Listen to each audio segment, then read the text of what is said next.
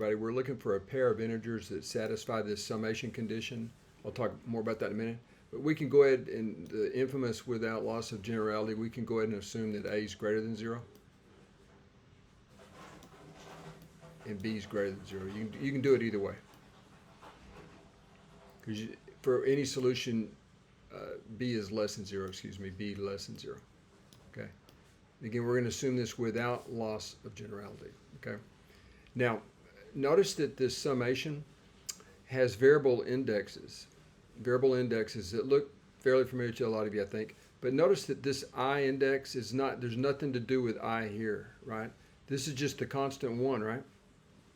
In fact, it could be argued you don't need this index. I'm just putting there, but I think it's also consistent to leave the I out. But anyway, we're just summing up a bunch of 1s.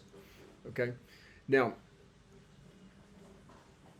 there's an important result, and it's sometimes this can be confusing for some of us. I know it was for me the first time I looked at something like this. Why would anybody want to even do this? You know, I guess they're bored. I don't know.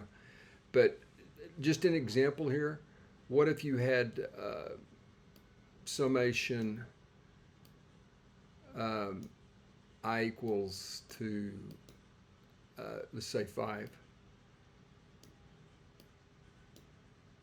I equals 5 to 7, right? Of 1, not I, of 1, okay? Well, this would equal to 1 plus 1 plus 1. Right, folks? And again, this would be the case I equals 1 right here. This would be I equals 5 right here. I equals 6, and I equals 7, right? But notice that this is equal to 7 minus 5. I'll parenthesize that. Okay, plus 1. All right. So I guess we probably should say that m has to be greater than or equal to n here. For m greater than or equal to n, this condition always holds. And it's necessarily related to this condition directly above it. We're just dealing with a more complex upper limit and lower limit. Okay, so let's move along. Now, so it follows from this result, this claim right here, this is something hopefully that you consider proved, that this is true also. You just take the top sum in, subtract the bottom, not sum in, the upper limit minus the lower limit plus 1, which is exactly, see this 1 here is the same as this one right here, right? Okay. Now, so we keep going. Now I just wrote down the answer here, but if any of you doubt that, just remember that I'll go ahead and take the time to write this down. A plus B quantity cubed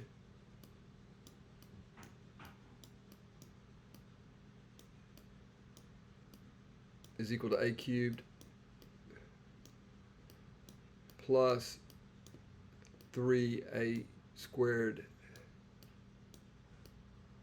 Don't want to run out of room here. Plus 3AB squared.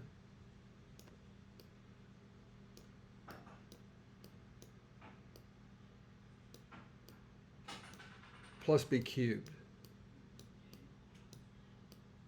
Okay, and so notice that this part right here, let me just circle it here. This piece right here is actually factors to this, okay? So this object right here, when you factor out a 3AB, is this object that you see right here, right? And so you can see, oops, this should be A cubed right here, my bad, okay? So you can see where this comes from, right? When you subtract this off from A plus B quantity cubed, all you're left with is A cubed and B cubed. You can see here and here, and then you got the plus 1, right? So there you go. Now, this means that A cubed plus B cubed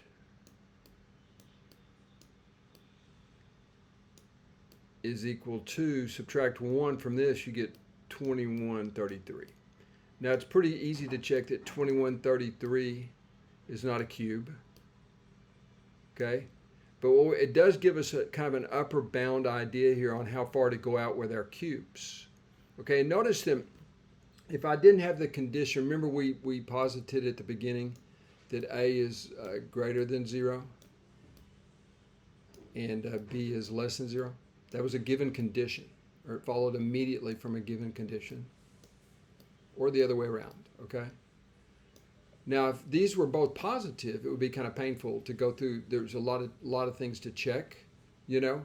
But since we know that B is less than 0, that it follows that B cubed is less than 0, right? So you see how that kind of helps, in my opinion, maybe not.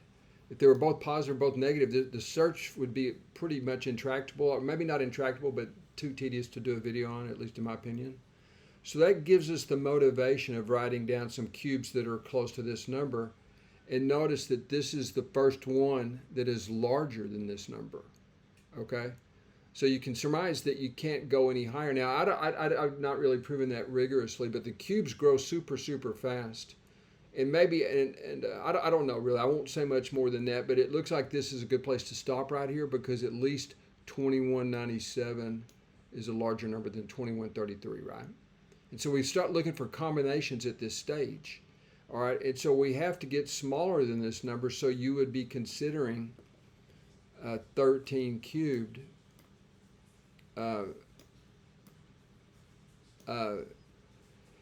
minus b cubed, right?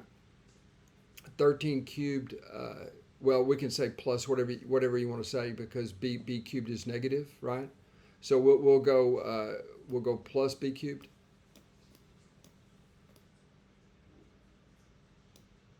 We want that to equal to 2197, right?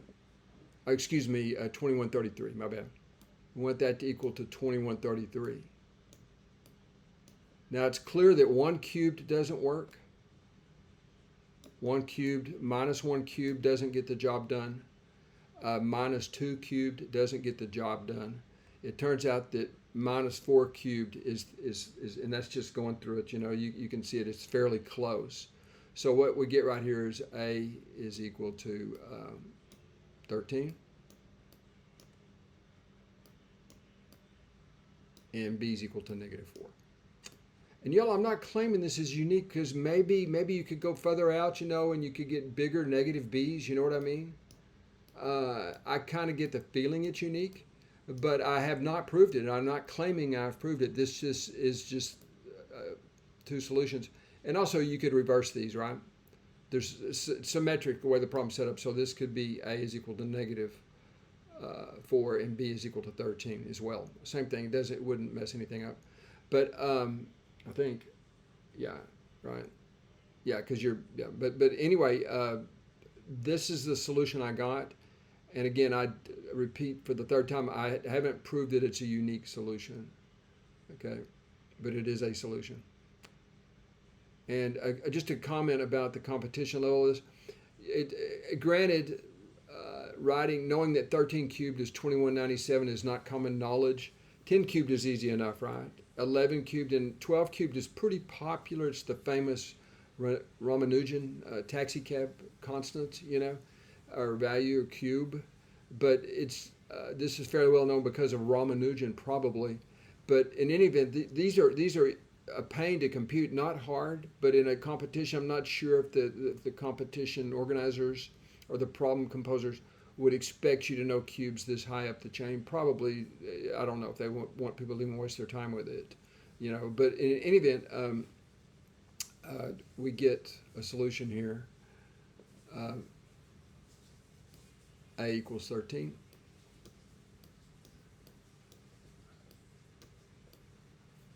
And B equals -4.